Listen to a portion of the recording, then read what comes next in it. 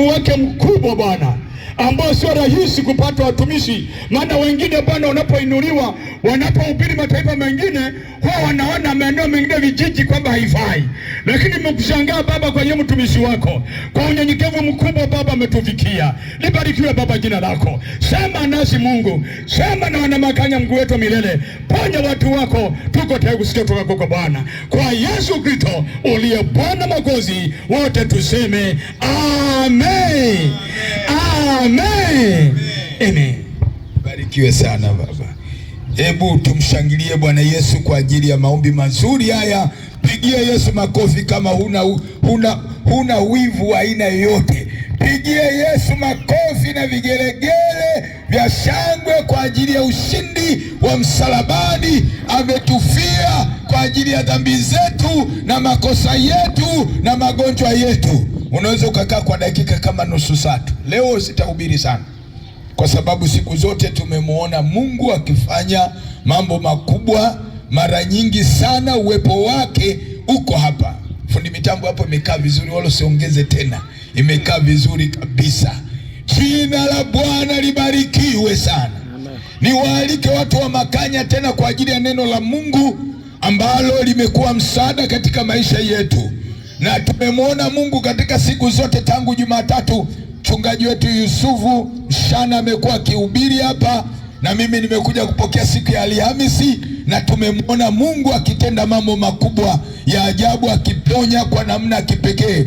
Maana kazi ya Yesu ni kuokoa na kuponya. Yaani hilo ni agano ambalo Mungu aliamua kuacha mbingu akaja duniani kwa ajili ya kutuokoa kutoka kwenye dhambi, makucha ya shetani na mapepo na majini, ili tumshangilie Mungu. Kwa hiyo hatuna mashaka juu ya huyu Mungu.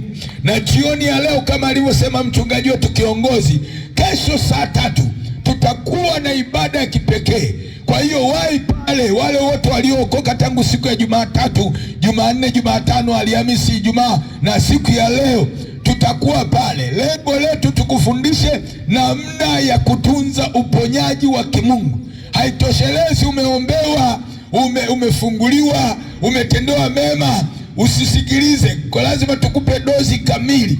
Dozi kamili ni kujazwa na nguvu za Roho Mtakatifu ili usirudiwe na mashetani na mapepo. Usipojazwa hiyo nguvu ya Yesu, mashetani na wachawi watakuchezea.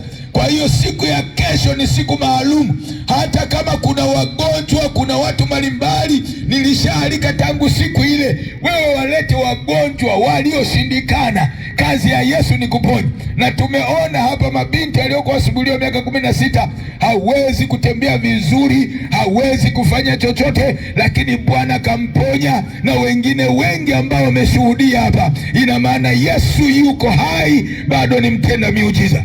Na jioni ya leo nina ujumbe mfupi sana wa dakika kama 30 tu, au kama sio 25. Mwambie jirani yako, ongeza siku za kuishi duniani. Ongeza siku za kuishi duniani. Ongeza siku za kuishi duniani na pia upate umilele. Ndio ujumbe wangu wa leo. Na maandiko yanatoka katika ile Mithali 10 mstari 27 na Yohana 11:25. Injili ya Yesu Kristo kama alivyoandika Yohana 11:25. Hayo maandiko mawili tu leo. Mithali 10:27. Kumcha Bwana kwaongeza siku za mtu, bali miaka yao wasio haki itapunguzwa.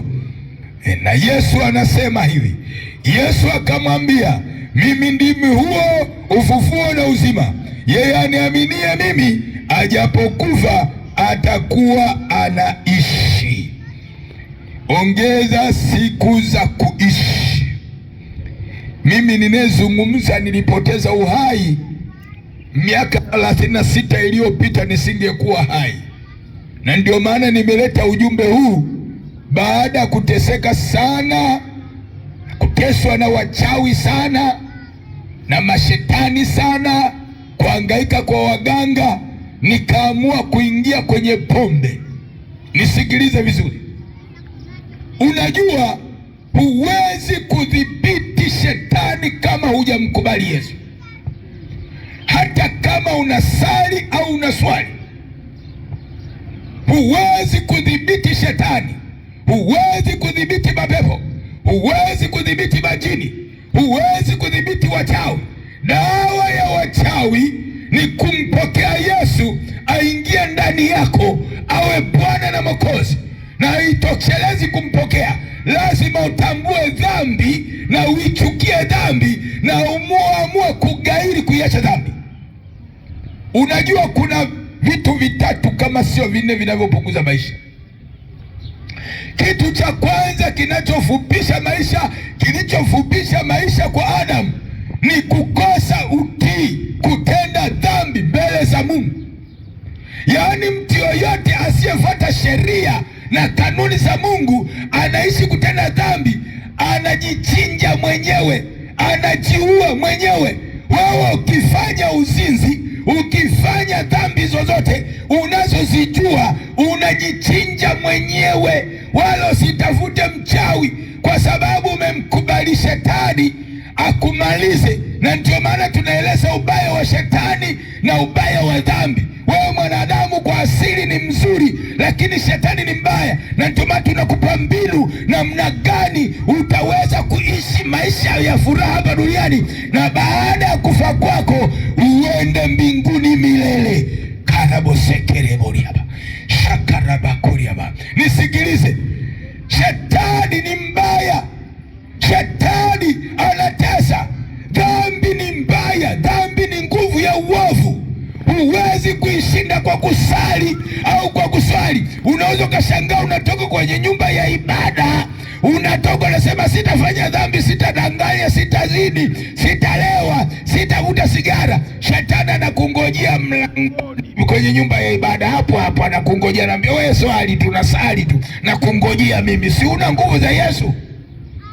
Ukitoka tu amekukaba koo, anakupeleka kwenye baa, anakupeleka kwenye gesi, anakupeleka kwa waganga na wachawi, anakupeleka huko kwa sababu huna nguvu. Shetani ni roho ya nguvu ya uovu. Shetani hatumwezi kwa akili, na ndio maana Mtume Paulo katika waraka wa Warumi sura ile 7 mstari wa 14 hadi 24 anasema, jamani, kumbe nimetambua kabisa kwamba sheria ya Mungu naipenda kwa utu wa ndani. Kwa nje inafanya vita. Anasema lile nisilolipenda kulifanya ndio ninalolitenda, lakini lile ninalolichukia ninalolipenda silitendi, bali lile baya ninalolichukia ndio ninalolitenda. Umeonaje? Mara nyingi unapenda kumpendeza Mungu, hufanyi mapenzi ya Mungu, lakini lile baya ndilo unalolitenda. Anasema sio mimi nafsi yangu. Yaani mtu huyu Paulo alikuwa anasema sio mimi ninafanya hivyo kuua watu, lakini ile dhambi ikayo ndani yangu. Anasema ni nani atakayeniokoa na mwili wa mauti? Sikiliza, dhambi ni nguvu ya uovu. Hatuishindi kwa akili, hatuishindi kwa kufunga, hatuishindi kwa kusali, hatuishindi kwa kutoa sadaka. Tunaishinda kwa kuitambua dhambi na kumwambia Yesu tuokoe. Na ndio maana akasema Paulo, ni nani atakayeniokoa na mwili wa mauti? Akasema namshukuru Kristo Yesu Bwana wetu aliyeniokoa.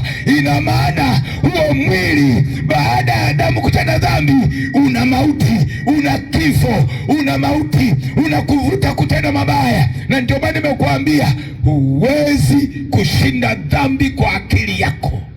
Kuna watu wana theolojia waliosomea elimu ya Mungu, wamekuwa na madigrii na maprofesa, madokta, lakini wamekamatwa na dhambi. Wanakwenda kwenye nyumba za ibada, lakini dhambi ya uzinzi imewakamata. Wanakwenda kusiju kusali, lakini wanaenda kwa waganga na wachawi. Ni kwa sababu ya ile nguvu ya dhambi. Na ndio maana nataka nikuambie, Yesu Kristo aliacha mbingu kwa sababu ya dhambi yako wewe na mimi. Na jioni ya leo yupo kukusamehe dhambi kama utamkubali aingie ndani ya moyo wako. Labda nikueleze mimi ufupi tu, shuhuda mrefu sana. Ukitaka shuhuda zangu wewe andika Bishop John Musa Preacher kwenye YouTube, utaona shuhuda zote. Au ukienda NYTV utaona shuhuda zote, ni walinihoji. Sasa sina muda wa kueleza, nieleze kilichotokea siku hiyo. Wakati Yesu amenitokea siku nilienda baa bwana, kama wengine saizi mko baa mnakunywa pombe, na mimi nilikuwa ni mmoja wapo. Baada ya kushindwa kwenda kwa waganga, kupigwa na wachawi miaka 4 silali. Unajua usione mtu anavaa suti anapendeza hivi, lakini kuna watu wanateswa jamani. Hata kwenye majumba huko unateswa, wewe mwenyewe unajua unateseka. Sasa mimi nimekuletea jibu. Jibu lako ni toba tu. Jibu lako ni kutubu tu. Jibu lako ni kuamini tu. Jibu lako ni kumpa Yesu tu. Yesu akiingia ataondoa hiyo taabu. Na mimi nilikuwa na taabu kama wewe, na chapwa na wachawi miaka 4. Hakuna nisiko kwenda kwa waganga. Nimekwenda mpaka ziwani huko Malawi huko, nimelala huko ziwani huko, nimezindikwa na madawa ya kila namna, lakini haikusaidia.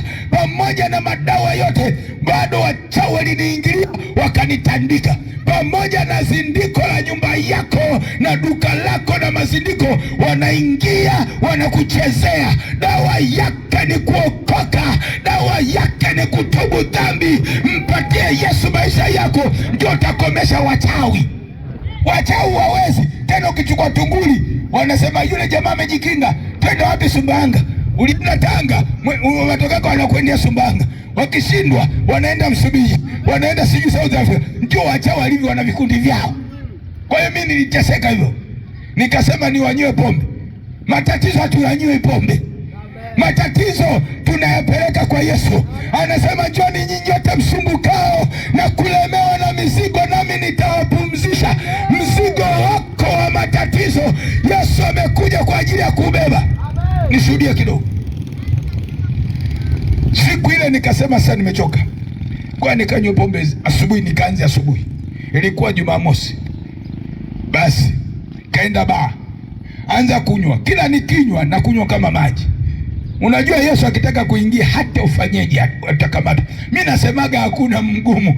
Wewe hata kama unakataa utaokoka. Nilieleza kwa habari ya Ustadhi Mohamed Kimbute Mbwambo, mwenyeji wa hapa. Alikamatwa na nguvu ya Yesu mwenyewe, alipigwa ngumi 3. Sikiliza, yaani yule anakataa tu, namwambia nipe umeme, ananionyesha. Maana alipigwa ngumi 3, alikuwa anakataa. Usimpe mchungaji umeme. Matokeo alisikia dum dum dum, akaona, alisema mwenyewe sasa, niliona haya 3 ile nitakufa. Alinionyesha tu pale, kachomeke pale, ngumi za Yesu. Yesu mwanaume, Yesu usimbishie. Ndio alama ya kiyama. Atakapoonekana hakuna toba. Vitabu vyote vya dini vinaeleza kwamba atakapoonekana yeye ni alama ya kiyama. Sasa hivi ndio wakati wa kutubu dhambi. Mnanielewa? Mnanielewa? Sasa hivi ni wakati wa kutubu dhambi. Yeye ndio mhukumu wa hai na hawafu. Atarudi, tunamtegemea muda wote. Ndio aliyeshika uhai wako, na ndio maana unatakiwa muamini. Acha kung'ang'ania kuti kavu. Mimi nabaki huku huku, nabaki huku huku, naenda motoni. Sasa Mungu akasema ngoja nikuonyeshe. Nikaanza kunywa ile saa 2. Kila nikinywa silewi, kila nikinywa silewi, kila nikinywa silewi. Nikaenda nikazunguka kule Mbeya, kuna migomba, nikavuta bangi. Najua mko wazee mnevuta bangi na kula heroin. Wewe unavuta bangi haijakusaidia. Unajijua unavuta bangi, mzee mzima, huna aibu. Leo uache hiyo bangi. Acha bangi, haijakusaidia. Hata kama unakula heroin, madawa kulevya, haijakusaidia. Mimi nimekula hayo. Sasa nikarudi ndani, sikupata chochote. Mkunywa pombe, bangi, nimevuta, hamna chochote. Nikarudi ndani nikachukua heroin. Hivi vidogo, hii ungo ne ule sasa miaka 80 90 ile ilikuwa ni vipunje vinatengenezwa kama vya mtama. Haya madawa kulevya, heroin na coke. Uona yaona leo unga, yalianza zamani wenzio. Tulikuwa tunakula punje na mtama, unakaa na bia moja. Unaweka kidogo, unakata kidonge kidogo, unaweka. Mtu anakaa na bia moja kwanza jioni, yuko chakari. Wewe unafikiria bia akaleo, kumbe madawa kulevya. Ndio wazee wanavyokaaga. Usione watu hivi wako ndani, lakini wanapiga gongo, wanakunywa gongo. Utamwona anaswali, anasali, akapiga gongo. Sikiliza, dawa ya kuacha gongo na kuvuta bangi na heroini ni toba. Yesu aingie ndio atakupa nguvu ya kushinda dhambi. Sikiliza, hili ni neno ambalo linasema na wewe. Mimi natumiwa kama spika kukutahadharisha. Dawa ya kufurahi duniani ni wewe kutubu dhambi. Ndio maana ukisoma maandiko haya, Mungu alimwambia Sulemani, ile Mithali 10:27, anamwambia Sulemani, unasikia Sulemani? Sulemani, unasikia? Pamoja na utajiri na mambo yote, ili nikuongezea siku za kuishi duniani na upate umeeni kumcha Mungu. Ndio maana akawa amevuviwa na nguvu za Roho Mtakatifu. Anaambia Sulemani, kumcha Bwana ni chanzo. Kumcha Bwana kuongeza siku za mtu, bali miaka ya wasio haki itapunguzwa. Mungu anamwambia Sulemani, ukitaka nikuongezea siku, umche Mungu. Kumcha Mungu kunaambatana na kutubu dhambi. Kumcha Mungu kunaambatana na kuacha dhambi. Kumcha Mungu kunaambatana na kuacha dhambi. Kumcha Mungu kunaambatana na kutumikia Mungu. Kumcha Mungu kunaambatana na kuacha uchawi.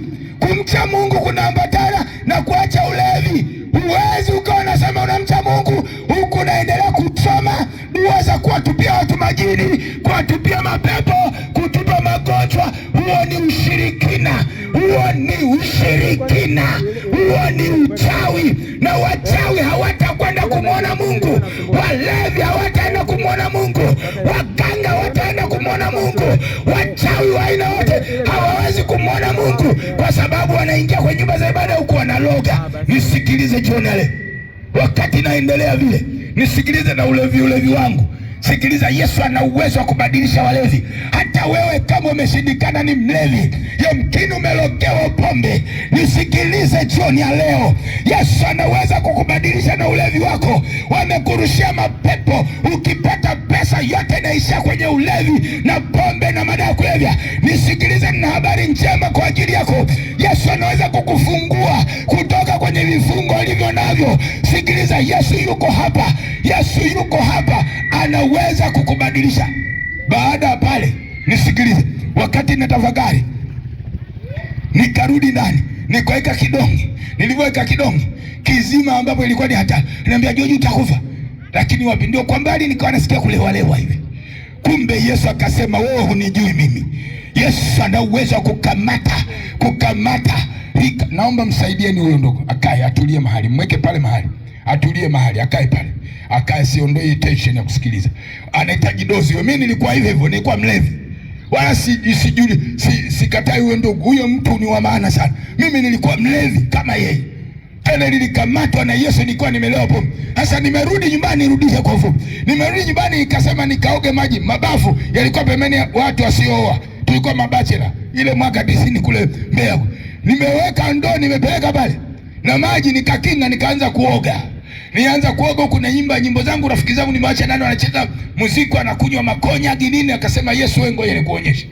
Ile wakati naendelea kuoga, nilisikia sauti. Ile sauti ndio ilinigonga. Yaani ilipokuwa imesema George Musa. Sikiliza, George Musa, kwa nini unatenda dhambi? Mungu anasema na wewe, anakuonyesha dhambi zako. Sikiliza, hujui kwamba dunia hii utaacha siku moja George? Inaniuliza hii sauti. Mimi ni Mungu wa Ibrahimu, Mungu wa Isaka, Mungu wa Yakobo. Kwa nini unatenda dhambi? Hutaki kutubu George? Nikatikisa kichwa. Si kiburi. Unajua shetani ameweka kiburi. Hata ukiambia uokoke, sitaki. Mimi kuokoka sitaki, kutubu dhambi sitaki. Kiburi, shetani ameweka kiburi cha kukupeleka motoni. Mara ya pili karudi, mimi ni Mungu wa Ibrahimu, Mungu wa Isaka, Mungu wa Yakobo. Kwa nini unatenda dhambi George? Hata sasa hivi Mungu anasema na wewe, kwa nini unatenda dhambi? Mara ya tatu niliuona kama mkono ukaingia ndani ya moyo wangu. Sasa Mungu akanipa ufahamu, ni mfahamu yupo ingawa haonekani. Nilipoona mkono umekamata moyo, nikajua hapa ninakufa. Na siku ya kufa utaijua. Siku ya kufa kwako utaijua. wakati wa kufa utaijua. Mimi nilikamatwa moyo na huyo Mungu muumba mbingu na nchi, nikajua sasa ninaondoka. Nikasema hapa hafi mtu, ngoja nikimbie. Huwezi ukakimbia kifo. Sikiliza Watanzania, huwezi kukimbia kifo. Kifo hakina ujanja, kwa matajiri, kwa masikini, kwa wasomi na wasiosoma. Ikifika wakati wa kuondoka, utaondoka tu. Wewe na mimi utaondoka. Sasa baada ya kufa unaenda wapi? Ndio Yesu anasema katika Yohana 11. Yesu anazungumza, yeye aniaminie mimi, ajapokufa atakuwa anaishi. Yaani na maana kama utakufa leo, mimi nitakufa, utakuwa unaishi milele mbinguni au peponi kama utakuwa umemwamini Yesu. Nikajua sasa ninakufa, nifanyeje hapa? Hapa sasa nitimue mbio. Sasa Mungu alinisitiri, nilikuwa na sabuni. Nikavaa taulo pa, maana ilikuwa nikurupuke hivi. Unafikiri mchezo? Yesu ni Mungu. Akifika wakati atakamata moyo wako, utamuona waziwazi. Mimi alinitokea anaposema Yohana 1 mstari wa 1 hadi wa 3, hapo mwanzo kulikuwako na neno, naye neno alikuwako kwa Mungu, naye neno alikuwa Mungu. Pasipo yeye kusingefanyika chochote. Neno ndio Yesu mwenyewe aliyeshiriki uumbaji, aliyefanya kila kitu. Na ndio maana tukimwita hapo, umemwona, tunamwita Yesu anaponya, Yesu anatoa pepo, Yesu anafungua watu, kwa sababu yeye ni muumbaji. Korabasiki. Baada ya pale, nisikilize kilichotokea, nimalizie. Ninataka kufanya maombi leo. Nataka nifanye maombi leo. Nikavaa taulo kukimbia kifo. Na ndio maana Sulemani kwenye kitabu chake cha Mhubiri sura ya 12 anazungumza, anaiona hiyo siku ya kifo ni ya kutisha. Maana anasema siku hiyo ni ya giza kuu, maana roho inamrudia muumba yeye aliyeyumba. Sikiliza, siku hiyo Sulemani anaiona siku ya giza kuu, maana kwa mtu asiyeokoka, kwa mtu asiyetubu, ni ya giza kuu. Maana unaiendea nyumba yako ya milele. Yaani wewe ukishakufa sio ndio mwisho, utadumu milele. Mwili wako wa ndani, huyo wa ndani anasafiri. Na ndio maana hata wachawi wakija nyumbani kwako kukuchukua, hawataki uwe mwili wa nyama. Wanamchukua yule Joni sijui Abdala wa ndani, wanaenda kukulimisha mashambani ya mkonge huko, wanaenda kukubebesha mizigo. Wewe uthamani wako ni yule mtu wa ndani. Na ndio maana wachawi wakija wanabeba miili ya kilo, wanakuchomoa tu ndani. Unafikiri utaweza wachawi? Wachawi dawa yao ni kuokoka. Wachawi dawa yao ni kuokoka. Na ndio maana mji huu unadumaa kwa sababu ya ushirikina na uchawi. Lakini Yesu amekuja kwenye mji huu, lazima kuwa na mabadiliko. Tunataka watu wajenge majumba ya kisasa, watu wawe na biashara nzuri, watu wamiliki vitu vizuri, sio kwa uchawi. Maana ukimiliki kidogo, wewe mtoto wa nani, wanakulaza chini, wanakuchanganya. Hatutaki vitu hivyo vya kishetani, tunamtaka Yesu. Na kuna uwezekano wa kuongeza siku ukimkubali Yesu. Acha kutegemea waganga na wachawi. Sasa nilikavaa taulo, nikaanza kukimbia. Ukimbii kifo huyo, huwezi kukimbia kifo. Kifo utakimbia. Nisikilize watu wa Makanya, ikifika siku utaona malaika. Sasa kama hukutubu dhambi na kumpokea Yesu, wanakuja malaika waovu, wanaitwa mashetani. Utawaona kama ukikataa injili hii, watakuja majini kukuchukua, kukupeleka unakostahili, kunaitwa kuzimu. Kuzimu kwenye mangojea ya wanadamu wenye dhambi, waliokataa kutubu dhambi, waliendelea kufanya uchawi, waliendelea kulewa pombe, waliendelea mabaya, walimkataa Yesu. Watu waliomkataa Yesu makao yao ni kuzimu. Hata kama utakufa sasa hivi, nataka nikuambie, kwa sababu ya kumkataa Yesu, makao yako kuzimu. Na ndio maana nimekuletea habari njema. Yesu hataki uende kuzimu, uende motoni au kwenye mangojea ya tena dhambi, ili baada ya kufufuliwa uende mbinguni. Wewe unachotaka unapomkiri Yesu baada ya kufufuliwa uende mbinguni, wengine wanaita peponi, mahali pa starehe, mahali pa raha. Sasa ili uende huko lazima utubu dhambi, umkubali Yesu aingie ndani ya moyo wako, ndio uweze kushinda dhambi. Bila Yesu ushindi dhambi. Bila Yesu utashinda dhambi. Utasali, utaswali, utaabudu, utatoa sadaka, utafunga, lakini dhambi itakukamata. Dawa ya dhambi ni kumkaribisha Yesu. Yesu akiingia ndio anadhibiti dhambi ndani yako. Mimi ni mmoja wapo. Nikumalizie kidogo kipengele. Sasa nikatoka nikavaa taulo, nakimbia kifo, moyo umekamatwa. Sasa wakati nakimbia, nasikia sauti ya yule Mungu aliyeniambia, Mungu wa Ibrahimu, Mungu wa Isaka, Mungu wa Yakobo. Hata uende wapi George, leo nataka nikuonyeshe nina uwezo wa kutoa roho niliyoweka. Nataka nikuambie mauti haikimbiliki, kifo hakikimbiliki. Nakimbia, natoka bafuni, naingia ndani, nikagonga mlango. Wenzangu wanacheza muziki tu, hawajui mimi napambana na kifo, napambana na mauti. Nashangaa, wakajua tayari bangi na madawa kulevya yamemchanganya huyu. Hawajui mimi napambana na Yesu. Nasikia sauti, hata ufanyeje. Sasa kilichotokea ndio nikaanguka, nikapoteza uhai. Mimi nilikufa bwana, nimerudishwa na Yesu. Hata hapa ninapokuambia, Bwana ameniambia, amenipa muda mchache wa kuishi duniani. Huna maisha marefu wewe. Ndio maana niliacha kazi. Huu ni mwaka 36. Utaniambia nini wewe? Unacheza na dunia. Dunia ina maana hii. Dunia imeoza. Dunia imeharibika. Dunia inaenda kupigwa hii. Dunia inaenda kupigwa. Muda sio mrefu inaenda kupigwa. Hakuna rais wala mfalme wala majemedari watakayeweza kutuliza ghadhabu ya Mungu ambayo inakuja. Kesho nitazungumza. Hii dunia imeoza. Dunia imeshashindwa hii. Wafalme, majemedari, marais wa dunia wamechanganyikiwa, hawaelewi wafanyeje juu ya uchumi wa dunia, juu ya magonjwa ya dunia. Na ndio maana tunawaandaa watu kwa ajili ya ufalme ujao wa Yesu Kristo wa miaka 1000. Maana anarudi yeye mwenyewe kutawala miaka 1000. Baada hapo umilele na milele. Na ndio maana jioni ya leo, mpe Yesu maisha yako, mkimbilie Yesu, ubadilike, utubu dhambi. Achana na kushika makuti wewe.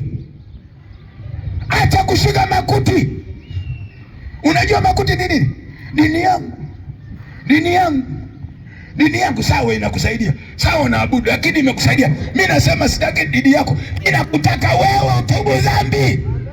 Siku ile ya mwisho utaulizwa, ulikuwa dini gani? Ulikuwa dhehebu gani? Hiyo ni propaganda za viongozi wa dini kukufariji.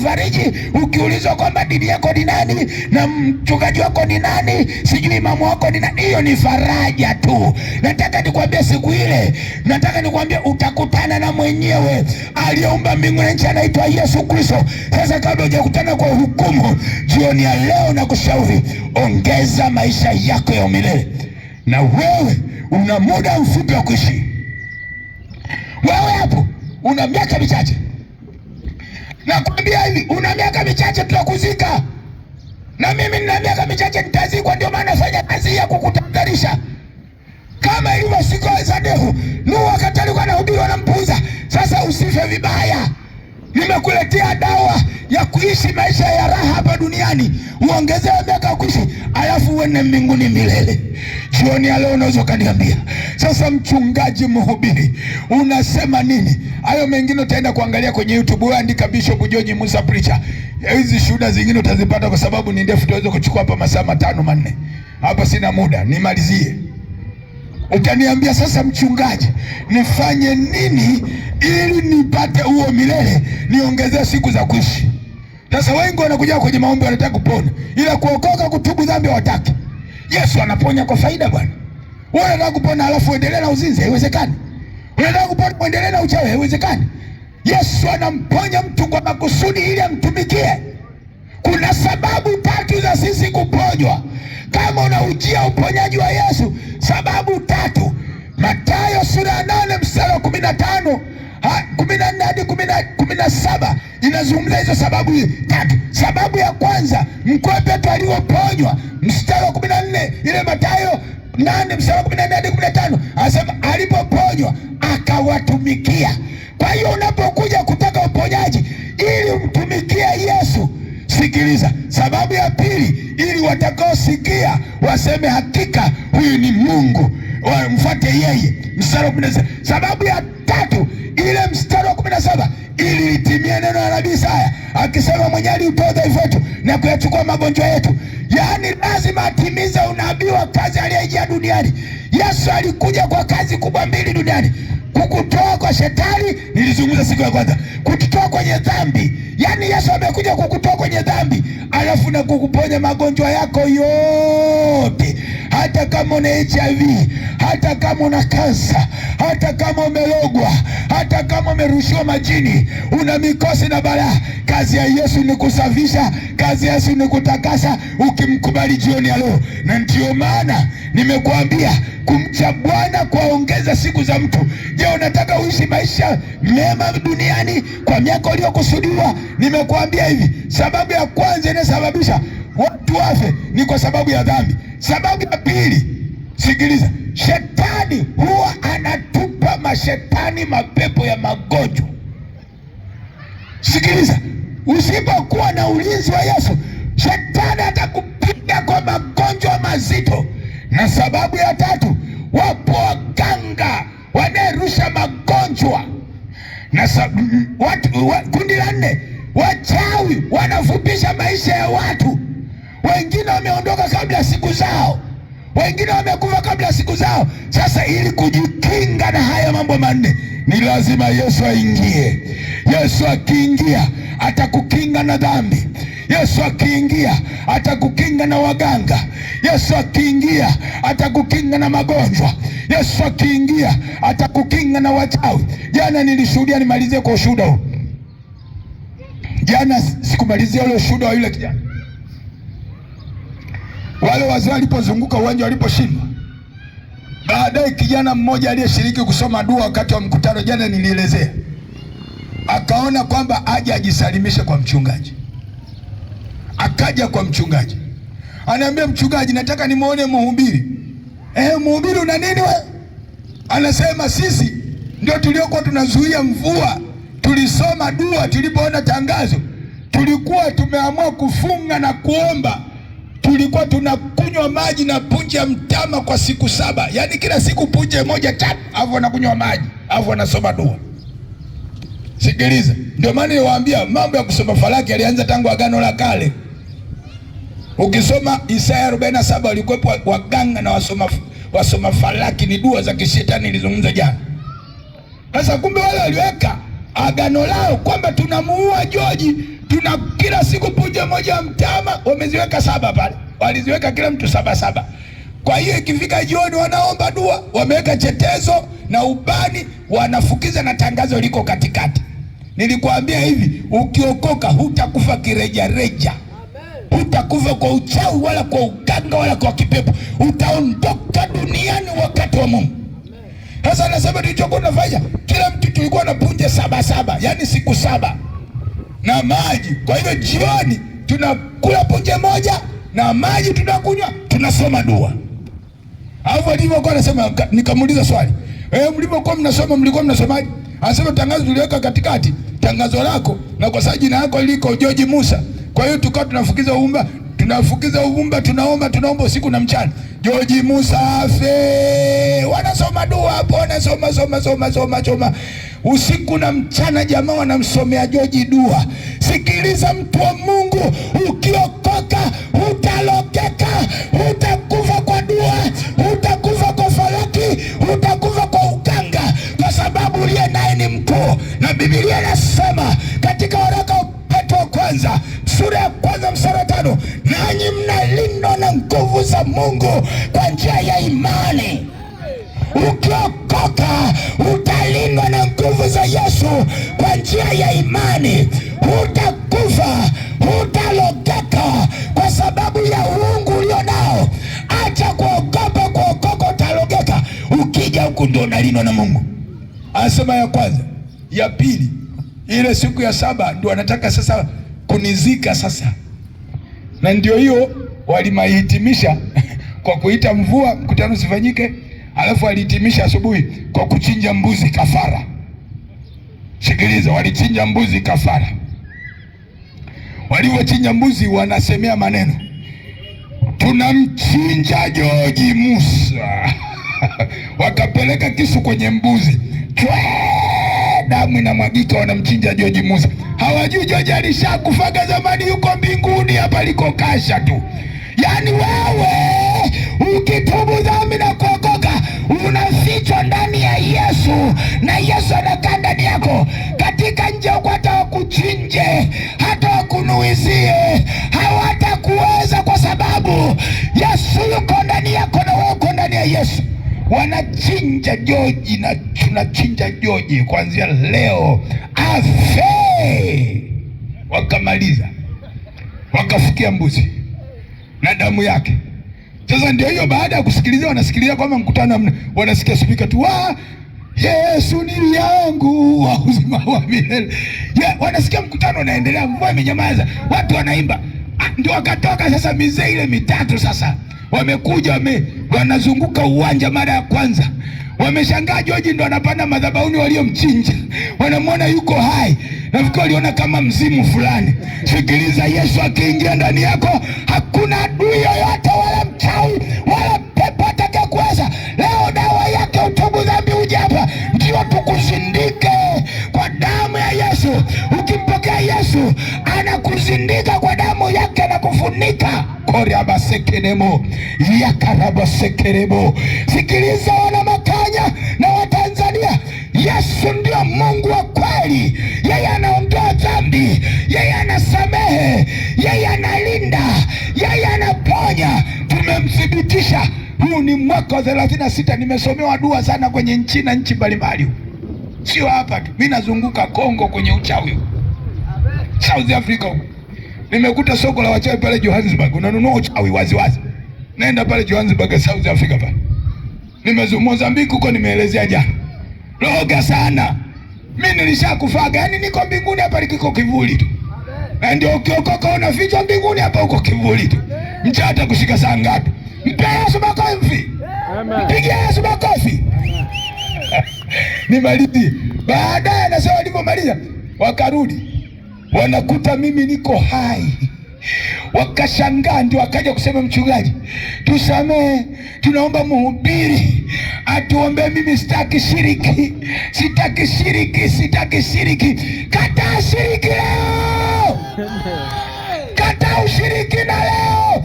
Usiungane na watu wanaosoma dua kuua watu, usiungane na watu wanaoambia watu mabaya.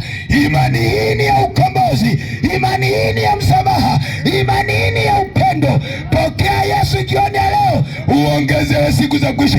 Kwa nini ufe mapema? Leo una nafasi ya kuishi, ya kuongezewa miaka ya kuishi. Simama juu. Nataka uwanja mzima mlioko kule nyuma, wakati muziki unapiga taratibu, leo nataka nikaombea ulinzi juu yenu na maisha yenu na biashara zenu. Kila mliosikiliza injili wote njoo hapa, mliosikiliza injili wote njoo hapa, njoo hapa sasa, njoo hapa, njoo hapa, njoo hapa, njoo hapa, njoo hapa.